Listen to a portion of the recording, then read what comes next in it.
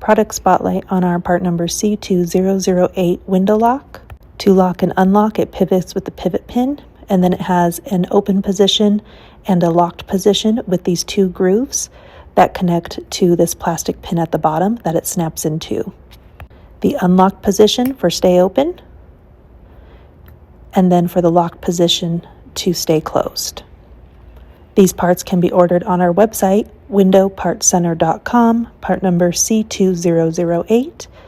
It comes in white and also beige.